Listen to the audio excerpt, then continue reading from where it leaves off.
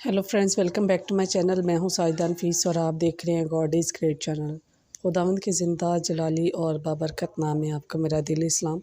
मेरा ईमान है कि खुदावंद के फजल व करम से आप खैरियत से होंगे।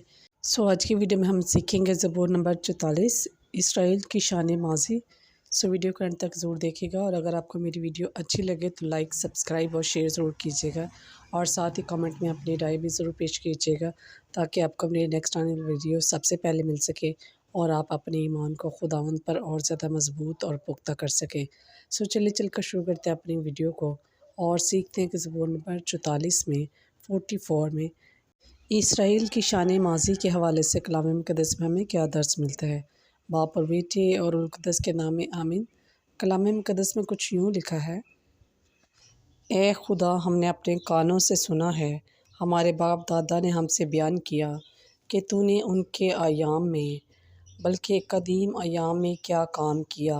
तूने अपने हाथ से अक़वाम को उखाड़ कर उन्हें लगाया, तूने उम्मतों को तबाह करके उन्हें फैलाया, क्योंकि वह अपनी तलवार से उस मुल्क पर काबिज़ ना हुए और ना उनके बाजू ही ने उन्हें बचाया, बल्कि तेरे ही दाने हाथ ने और तेरे ही बाजू ने और तेरे चेहरे के नूर ने, क्योंकि तूने उनसे मोहब्बत की।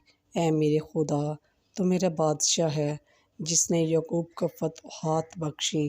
तेरी बदौलत हमने अपने मुखालफों को गिरा दिया और तेरे नाम से हमने अपने हरीफों को पामाल कर दिया, क्योंकि मैंने अपने कमान पर भरोसा न रखा और ना मेरी तलवार ही ने मुझे बचाया, बल्कि तूने ही हमें हमारे मुखालफों से बचाया और उन्हें जो हमसे कीना रखते हैं शर्मिंदा किया।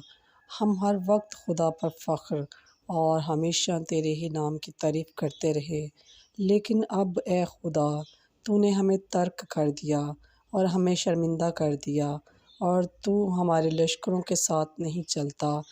तूने हमें हमारे मुखालफों के आगे पसपा होने दिया और हमारे कीना रवाओं ने लूट मार की। तूने हमें ज़िबा होने वाली भीड़ की मानद हवाले कर दिया और हमें कौमों के दरमियान परगंदा कर दिया। तूने अपनी उम्मत को मुफ्त बेच डाला और उनके इफ़्ज़ाना से कुछ नफ़ा नहीं उठाया। तूने हमें हमारे हमसायों का निशाना मलामत और हमारे गर्दाए गर्द के लोगों के लिए बाइस तफ़हीक व तमस्खर बनाया है। तूने हमें गैर कौमों के दरमियान ज़रबुल मिसल ठहराया है। उम्मतें हम पर सर हिलाती हैं। मेरी ज़िल्लत हर वक्त मेरे सामने है और मेरे चेहरे पर बेआबरूही छा गई है।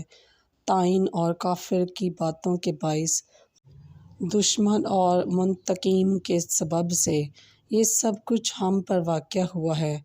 हर चंद के हम तुझे नहीं भूले और ना तेरे अहद से बेवफ़ाई की है। ना हमारे दिल बरगज़िश्ता हुए हैं, ना हमारी कौम तेरी राह से मुड़ी हैं।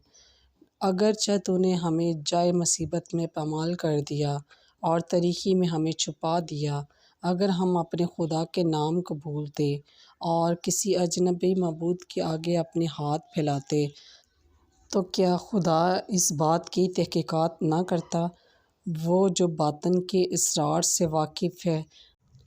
बल्कि हम तो हर वक्त तेरी खातिर जान से मारे जाते हैं, हम गोया ज़िबा होने वाली भीड़ समझे जाते हैं। ए खुदावंद, जाग तो क्यों सो रहा है, बेदार हो, हमेशा के लिए हमें तर्क ना कर। तू अपना मुँह क्यों छुपाता है और हमारी मुसीबत और मज़लूमी क्यों भूलता है, क्योंकि हमारी जान खाक में मिल चुकी है, हमारा जिस्म ज़मीन तक दब गया है। हमारी मदद के लिए उठ और अपनी रहमत की खातिर हमें छुड़ा। बस पाक कलाम के पढ़े और सुने जाने पर खुदावंद की ख़ास बरकत हो, खुदावंद का शुक्र हो। बस मेरे अज़ीज़ों, खुदावंद इस कलाम के वसीला से आपको मुझे बहुत सी बरकत से नवाजें।